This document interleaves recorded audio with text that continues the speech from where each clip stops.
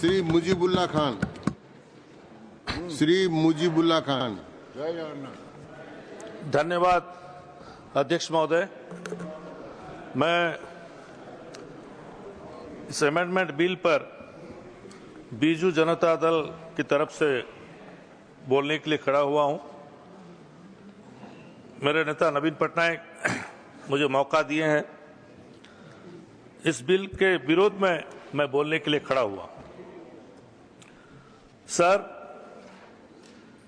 वक्फ का जो जमीन है, वक्फ का जो जमीन है, ये हमारे जो पूर्वजों जिनके पास ज्यादा जमीनें थी उन लोगों ने दान दिया था, दान किया था। इस कारण किया था कि इस जमीन पर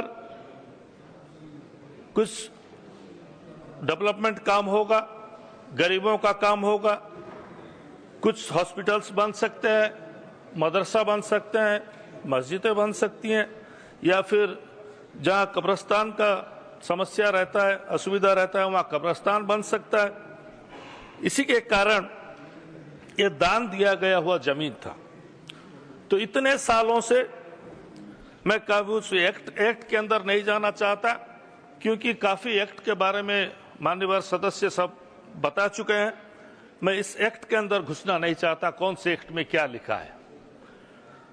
लेकिन इस वक्फ बोर्ड को, या हर राज्य में जो वक्फ बोर्ड है, उसको सिर्फ मुसलमान, माइनॉरिटीज मुसलमान ही चलाते थे, उसको मैनेजमेंट करते थे, और आज तक ये चले आया था।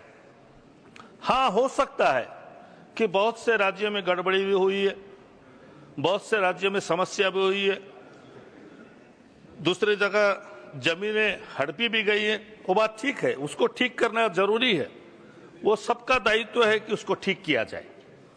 लेकिन मुझे एक चीज समझ में नहीं आ रहा है अध्यक्ष महोदय, कि जिस बात को लेके सारा भारतवर्ष के मुस्लिम कम्युनिटी टेंस में है, चिंताग्रस्त है, कि इसमें जो गैर मुस्लिम को मेंबर रखा जाएगा, वो क्या करेगा, कैसा करेगा, ये चीज को सोच के उन लोग काफी हद तक टेंस है, चिंतित है। इसी के कारण बहुत से जगह में स्ट्राइक हो रहा है, धरना दिया जा रहा है। लोग बोल रहे हैं कि हमारे शरीयत के अंदर, हमारे कौम के अंदर सरकार बेकार जबरदस्ती क्यों घुस रही है, क्यों इंटरफेरेंस कर रही है। ये जो चीज है, ये सबके दिमाग में है। ये बात हम जानते हैं अध्यक्ष महोदय, कि जब 2014 में मोदी जी की सरकार बनी, उनका स्लोगन भी था कि सबका साथ, सबका विकास, सबका विश्वास। वो विश्वास से वो आज देश के प्रधानमंत्री हैं। तो ये मुसलमानों में अविश्वास वातावरण क्यों है अध्यक्ष महोदय? उनके दिल में ये डर क्यों है कि हमारे साथ भेदभाव किया जा रहा है? इस चीज को हटाना बहुत जरूरी है। ये सरकार का दायित्व है कि मुसलमानों के दिल से ये डर को हटाना चाहिए कि हम सबका साथ, सबका विकास जरूर करेंगे। आप लोग भी इसी देश के नागरिक हो। ये देश, जो देश भारत का संविधान बाबा साहेब आम्बेडकर ने लिखा था कि किसी के धर्म में भी इंटरफेरेंस किसी का अन्य धर्म का होना नहीं चाहिए। अध्यक्ष महोदय, मैं छोटा सा राज्य उड़ीसा राज्य से आता हूं। मेरा गांव में सिर्फ हमारा परिवार मुस्लिम परिवार है, वहां पर बाकी सब हिंदू धर्म के लोग रहते हैं। इतने साल से हम लोग वहां खुशहाली जिंदगी बिता के चलते हैं। जब गांव की मां ठकुराइन का पूजा होता है, यात्रा होता है, तो हमारे परिवार से कोई ना कोई एक नंबर आदमी वहां खड़ा रहता है, तब वो यात्रा निकलता है। उसका मतलब है कि भाईचारा है, उसका मतलब है हम लोग सब एक हैं। हमारे अंदर भेदभाव बिल्कुल नहीं है और नहीं भी रखना चाहिए। हमारा राज्य है जगन्नाथ का राज्य, प्रभु जगन्नाथ का राज्य। सारे उड़ीसा के लोग प्रभु जगन्नाथ को भक्ति करते हैं। न केवल हिंदू करते हैं, सब धर्म के लोग करते हैं। और अध्यक्ष महोदय, मैं आपसे कहना चाहता हूं कि प्रभु जगन्नाथ के जो सबसे बड़े भक्त हैं वो मुसलमान है। उनका नाम है सालोबेग। सालोबेग वो जगन्नाथ को इतना भक्ति करते थे कि वो एक नंबर में आते हैं, उसके बाद बाकी भक्त आते हैं। और जगन्नाथ भी उनको इतना चाहते थे, इतना प्यार करते थे कि जब साल में एक बार रथ यात्रा निकलता है अध्यक्ष महोदय, आप जानते हैं पुरी का रथ यात्रा पृथ्वी में सबसे बहुत बड़ा रथ यात्रा होता है, लाखों लोग वहां पर समावेश होता है। जब रथ वहां निकलता है तो रथ यात्रा के वक्त जो बड़ा दांडो बोलते हैं, जो बहुत बड़ा रथ यात्रा जाता है हमारा भगवान का, वो रथ यात्रा के रास्ते में उनका मजार सालोबेगा का मजार वो पास में है, कुछ दूर जाने के बाद उस मजार के पास रथ यात्रा रुकता है, यानी प्रभु जगन्नाथ रुकते हैं, अपने भक्त से मिलने के लिए रुकते हैं अध्यक्ष महोदय। उसके बाद उनके मजार में जाके भोग चढ़ाया जाता है, फिर रथ आगे बढ़ता है। ये हमारा भाईचारा है, हमारा उड़ीसा का भाईचारा है अध्यक्ष महोदय। तो भारतवर्ष में ऐसा क्यों नहीं हो सकता? हमारा देश में भाईचारा क्यों नहीं हो सकता? मुसलमानों के दिल में डर क्यों है? आप लोग ये डर को हटाने का काम क्यों नहीं करते? माननीय वर मंत्री, हमारे माइनॉरिटीज के मंत्री यहां बैठे हैं, मैं उनसे भी कहना चाहूंगा कि जो डर मुसलमानों के दिल में है, इसको हटाना चाहिए। हम लोग सबका साथ सबका विकास कह रहे हैं, अच्छी बात है, इसमें कोई दो राह नहीं है, क्योंकि सरकार का दायित्व है सबको देखना, सब धर्म के सब वर्ग को लोगों को आगे बढ़ाना। तो ये बात क्यों दिल में आता है, उसका कुछ कारण है अध्यक्ष महोदय। हमारे धर्म में 5 वक्त का नमाज रोजा जो हम लोग मानते हैं, करते हैं, जहां पर भी अगर नमाज का टाइम होता है हम लोग थोड़ा नमाज पढ़ लेते हैं, तो नमाज पढ़ने से रोका नहीं जाना चाहिए अध्यक्ष महोदय। मैं विनती करूंगा सरकार से कि ये चीज मत किया करें। लोग क्यों मना करेंगे? नमाज अगर कोई पढ़ता रहेगा उसको लात मारा जाता है, हम लोग वीडियो में देखते हैं, सोशल मीडिया में। ये गलत चीज, ये अच्छा चीज नहीं है अध्यक्ष महोदय, ये बहुत गलत है अध्यक्ष महोदय। अगर दूसरे धर्म दूसरे वर्ग का अगर वहां रास्ते में अगर प्रोसेशन जाता है तो मना नहीं किया जाता।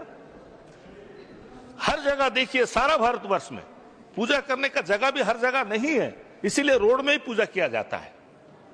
शायद वो अगर वो दुर्गा माँ का पूजा हो, वो महाराष्ट्र में गणेश जी का पूजा हो, तो रोड में ही किया जाता है अध्यक्ष महोदय, क्योंकि रास्ता जगह कहीं नहीं मिलता शहर में, रोड के ऊपर ही ब्लॉक करके किया जाता है।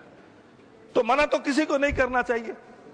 अगर एक आदमी 2 रकात नमाज पढ़ लिया तो उसे लात मारना भी नहीं चाहिए। ये चीज सरकार को देखना बहुत जरूरी है। ये सब चीज होने से ही सबका साथ सबका विकास जो नारा हमारे प्रधानमंत्री जी दिए हैं, ये आगे बढ़ेगा।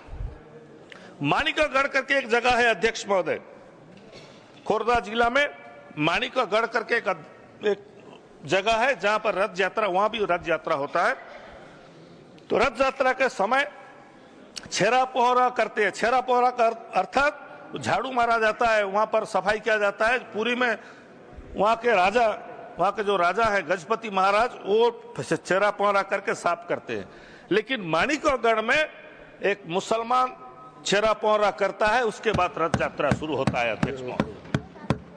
आज जो बात हमारे माननीय मंत्री जी ने कहा कि बहुत से हमारे ईसाई धर्म के गुरुओं लिख के दिए हैं कि हम ये वक्फ बोर्ड को समर्थन करते हैं।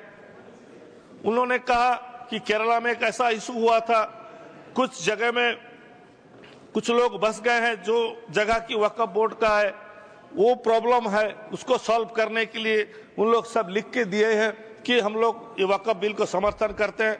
मैं मना नहीं कर रहा हूं, अगर कोई धर्म के लोग अगर लिख के दिए समर्थन कर रहे हैं, उसमें कोई दो राह नहीं है।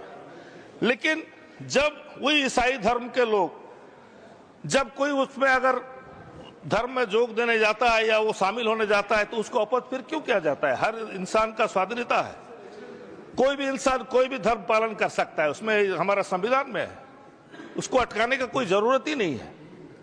अध्यक्ष महोदय, आज बहुत से ये जो बिल में अलग अलग प्रॉब्लम्स आया है, जो हमारे माननीय सदस्य सब यहाँ पर डिस्कशन किए और बताए कि कौन कौन सा समस्या है। एक क्लॉज ऐसा भी है कि जिसके नाम में जो दंड होना चाहिए वो अगर हट गया तो उसको 50,000 रुपए तक सिर्फ जुर्माना होगा। तो बहुत से लोग ऐसे भी हैं जो जगह दबा बैठे हैं, जमीन दबा बैठे हैं, उन लोग 50,000 रुपए देकर छूट जाएंगे। सच्चार कमेटी जब रिपोर्ट दिया उनके रिपोर्ट में ये कहा गया कि बहुत इलीगल जमीन सब लोगों के पास है। सबसे ज्यादा जमीन सरकार के पास है। सर, अगर सरकार के पास अगर इतना जमीन है, सरकार अभी अगर ये बिल अगर पास हो गया, वहां से हो गया, यहां भी आपका मेजॉरिटी हो सकता है, तो सरकार के पास इतना जमीन है, ये जमीन तो सरकार छोड़ेगी नहीं, ये जमीन तो ले लेगी। तो वक्फ का जो जमीन है ये सरकार के पास चले जाएगी। कई लाखों एकड़ का हिसाब माननीय वन मंत्री जी दे रहे थे कि 12,000 करोड़ तक उसमें इनकम हो सकता था, लेकिन 160 या 170 करोड़ हुआ है। अगर सरकारों के पास जो जमीनें हैं, ये जमीन अगर सरकार के पास चलेगी, सरकार ने अगर नहीं दिया तो जमीन का जो जितना एकड़ जमीन बोल रहे हैं वो तो कमेगा, कमने से उसका इनकम भी कमेगा। उसको किस तरह से माननीय वन मंत्री हैंडल करेंगे, वो हमारे कौम के लोगों को और सदन को भी आपको जानकारी देना बहुत जरूरी है। अध्यक्ष महोदय, अभी एक बात को लेकर सब बहुत चिंतित है कि एक मुसलमान को उसका प्रैक्टिस के बारे में 5 साल तक वो इस्लाम धर्म ठीक से पालन किया है कि नहीं, उसको प्रूफ देने का प्रावधान रखा गया है। वो प्रूफ दे तो कैसा दे अध्यक्ष महोदय? वो किसको बताए कि मैं इस्लाम धर्म में ठीक से पालन करता हूं? वो टोपी पहना या दाढ़ी रखेगा या क्या उसका क्राइटेरिया होगा? दाढ़ी टोपी तो मैं नहीं रख सकता, मैं एक पक्का इस्लाम धर्म का मैं ना 5 वक्त का नमाज छोड़ता हूं ना रोजा छोड़ता हूं, मैं हर वक्त करता हूं। लेकिन इस चीज को जो कि 5 इयर्स का दिया गया है प्रैक्टिस मुस्लिम जानने के लिए, ये चीज को भी प्रावधान को हटाना चाहिए। कम से कम इस चीज को हटा देना चाहिए। मान्यवर मंत्री यहाँ बैठे हैं, मैं उनसे गुजारिश करूंगा कि कम से कम इस चीज को हटा देना चाहिए कि वो अपने आप को कैसा प्रूव करे कि वो इस्लाम धर्म में 5 साल है, 5 साल उसका प्रैक्टिस कर रहा है। इस चीज को हटा देना चाहिए। अध्यक्ष महोदय, मैं उम्मीद करूंगा कि जो बात आज माननीय मंत्री जी बोले कि इस बिल पास होने से, इस बिल के वजह से गरीब मुसलमानों का बहुत मदद होगा। अगर सचमुच ऐसा हुआ तो जरूर इस देश के मुसलमान भी आपको यकीन करेंगे और उम्मीद करेंगे कि आप एक चीज गारंटी आपको देना पड़ेगा या सदन को आपको एश्योरेंस देना पड़ेगा, जो ये बिल पास होने के बाद ये जो जमीनें हैं, ये जमीनें किसी और दूसरे को दिया नहीं जाएगा। ये बिल वक़्फ़ का जमीन वक़्फ़ के अंडर में ही रहेगा, मुसलमान के अंदर में रहेगा। ये जमीन और किसी को हैंड ओवर नहीं हो सकेगा। ये क्लॉज एक आप रखेंगे मंत्री जी, ये मैं आपसे गुजारिश करता हूं। बहुत बहुत धन्यवाद। नमस्कार। धन्यवाद।